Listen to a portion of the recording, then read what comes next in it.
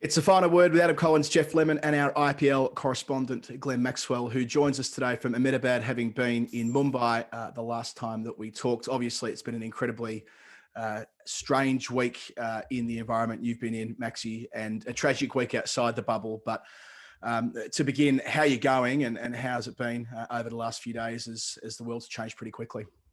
Yeah, it's obviously changed pretty fast over here in India.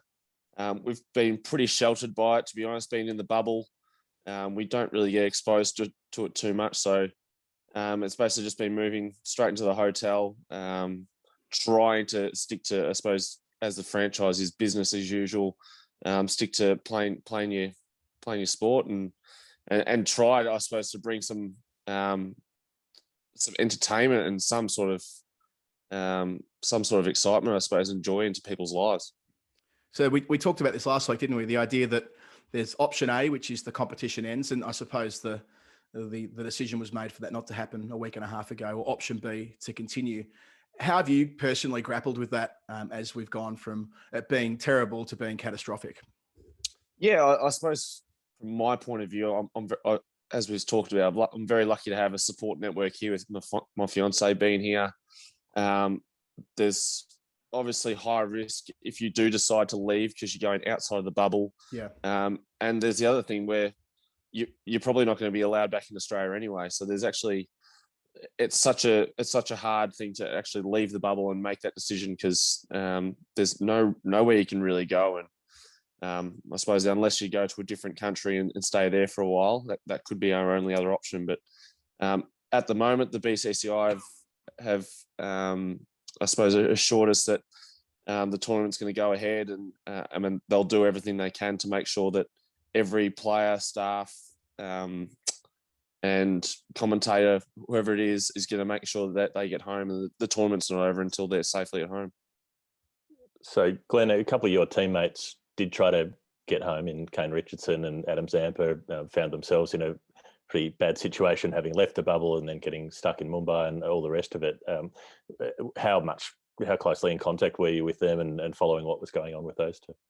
Yeah, I suppose just chatting to them via messages, just trying to keep up, I suppose, up to date with where their movements were, trying to make sure that they were okay. And I know they were pretty worried about the whole situation. It was pretty scary there for a while, where they were outside of the bubble and the flights had all of a sudden been cancelled, and then there was sort of nowhere for them to go. And I think that's probably the thing that I'd be sort of wary against, is if making one of these decisions and sort of being stuck. So obviously the government came and said that they're going to shut the borders to people coming in from India, and that's obviously pretty scary if you're I suppose stuck over here. But we're just hoping that come May 15th, hopefully things have improved, and I know that's probably a long way off, and there's still a lot of work to do over here in India. There's obviously countless people stuck outside of hospitals needing that extra support, and there's obviously a long way to go for it to get better over here. And in terms of that decision, when a few players were deciding to leave, so I suppose Kane and Adam and AJ from an Australian perspective, Liam Livingstone from an English perspective, was there a moment there when you thought, right, well, I've got to stick or twist here, or were you never really in that situation where you had the agency to leave, I suppose, given the commitments you have over there to the RCB and so on? No, I think you go by what I suppose the hosts are guiding with. We've had such a solid bubble here. It's been brilliant. There hasn't been anything that I've seen personally that's looked like there's a chance that the bubble would be broken at any stage. Travel's been pretty seamless. We haven't sort of had contact with anyone from outside. And the IPL is going to make sure that nothing goes wrong, I suppose, in these bubbles, because there's just too much of a risk for them financially and for India in general, that if they want to keep the IPL going and going forward, they've got to make sure that this is a success, as well as having the World Cup at the back end of the year as well. So they've got to make sure everything goes seamlessly here, and they've left no stone unturned to make sure that this IPL has gone ahead. And it's been quite impressive, I think, being over here, that the way that they've gone about this bubble, and I suppose the measures that they've gone to ensure that everyone's safe here.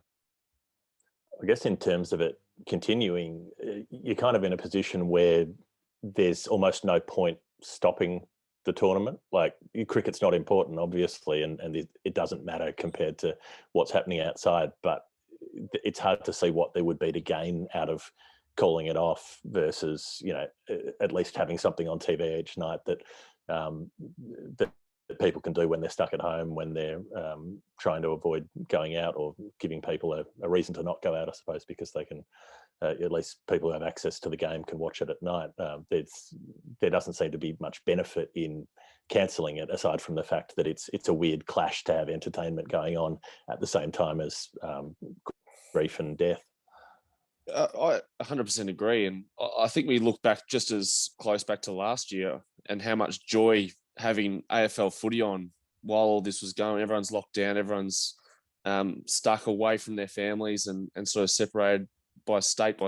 And I just remember having, as soon as football was on, it actually gave us something to sort of reunite, like sort of actually have something to sort of get us through. And you were looking forward to the weekends, and I think we had like 28 days straight of football at one stage, and that was awesome. Like, I absolutely loved that. And I know people will have different opinions about how much of a impact sport will have on someone's lives when their family's obviously struggling. But as you said, there's, apart from all the stuff that's happening outside, we can't go anywhere if we do stop the IPL. The bubble's completely safe. The jobs that have been created by the IPL at the moment are still keeping people working and still keeping people going. Just to, I suppose, address a couple of the points in the reporting we've seen, some of the quite sharp reporting and opinion we've seen in the last perhaps 24 hours, more so. One being that players are somehow sourcing preferential treatment. Now, I know the ACA have been adamant that's not the case, but from your perspective, it may be the case that you have to wait in India beyond this travel ban that's currently been put in position and so on. My understanding from talking to you is that you're at peace with that, and that anyone that's gone to the IPL, yes, it's not ideal and it's deeply stressful, the idea you might be there for some months, but it's not as though you're saying you should be pushed to the front of the queue because you're a professional cricketer. Exactly right. I think we're just hoping that we're able to find a way to get home. I think that's just all we're hoping for, that the BCCI, the governing bodies of the both governments can find a way to get us home safely. We've been extremely safe in bubbles, but getting COVID tested non-stop. We're just hoping that we can somehow find a way to get home at some stage, and if we have to wait a little bit longer, so be it. But we're just hoping that there's a way for us to get home at some stage. And obviously, India and England are going over to England to play in the Test series over there. And look, if worst comes to worst, we have to wait in England or Yep. try and find a way onto that charter and get out of India. I'm sure a lot of guys will probably put their hand up to try and do that as well. There's I think I read something, there's about 5,000 Australians over here at the moment. So we're certainly not asking for preferential treatment. We're just hopeful that things can start to see a bit of upside in India, and things can take a turn, and we can hopefully find a way, everyone get home safe. People are saying, oh, well, you shouldn't have been there in the first place. You should have known better. You took the risk, blah, blah, blah. Things always have the potential to go wrong, but the scale of just how massively it's gone wrong wasn't, nobody predicted that. Otherwise, they wouldn't be in this situation. Or, well, certainly people weren't listened to who did predict it. So it seems a bit unreasonable to think that you should have known somehow that things were going to get this bad. We get the invite to come and play in the IPL. We go through all the trying to get your visas, trying to get overseas. Everything gets approved. You get assured by the BCCI, Cricket Australia, that it's safe, and then you get over here, and the bubble's absolutely fine. And as I said, if you didn't open a newspaper or scroll through social media, you wouldn't know what's going on, because we're stuck here, I suppose, in a hotel room 24/7. We've got our biosecure levels on the in our hotel room that we can go to, and that's basically all we do. you've spent so much time in India over the years and have obviously got such an affinity with that country. When you do flick on the television or go through the social media feeds or do the work that you've been doing for the RCB feed in terms of awareness and so on, I mean, at a human level, it must just be devastating to think that, a few hundred meters down the road, people are in this unbelievably challenging situation. Yeah, and Vinny's obviously got a lot of family over here as well, Yeah. so we're extremely close to it.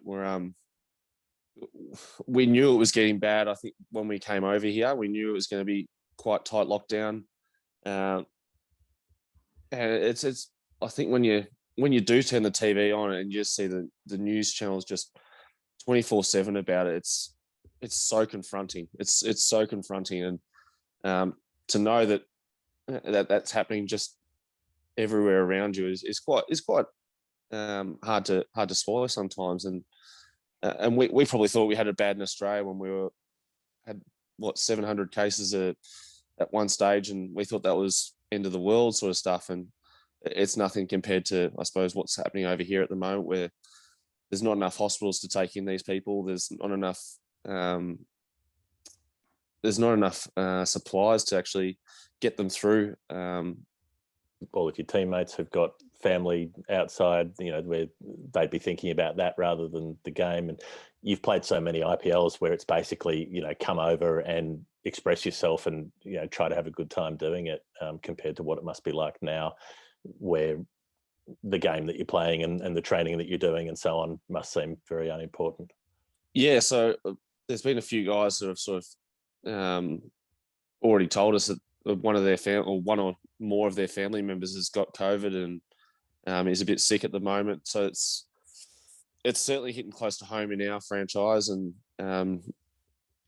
I can understand. I think a guy like Ashwin went home. I think most of his family had it, and he wanted to take care of them, or has to take care of a couple of young girls in the family because I think the elders were all sick. So he's gone back to take care of them, and that's how close to home I suppose it is for these guys. It's it doesn't. COVID's not selective. It doesn't matter who you are. There's a chance you're going to get it. If the ban stays in place with Australia, I suppose the UK is a logical place to go, given there'll be already a flight there. But are those sorts of conversations started, at least I suppose at WhatsApp level with the ACA and with your other colleagues in the IPL, just thinking, look, if we need to find some temporary solution whilst not being in Australia, that might need to be, the decision might need to be made quite soon? It's something I've just sort of floated to Vinny, to tell you the truth. It's been, I suppose, something just discussing maybe ways that we can, if things do go extremely south and it gets a whole lot worse, like what are we actually going to do if there's no help? And I'm sure there will be help, and I'm sure there will be a way for the BCCI to accommodate, I suppose, a lot of the overseas players that are over here at the moment. And but it is also worth thinking about and making sure that you actually do have a plan B, and just to try and be safe. And once the IPL finishes and there's a potential for the bubble to be, I suppose, broken down, you certainly don't want to be stuck here. And just try and look for the safest way to move on. Glenn, thanks for taking the time to talk in what is a most unusual week. All the best wishes from all the final week community, not only to you, but to your players and their families in India at the moment. And let's hope that things get better. Thanks, guys. Cheers.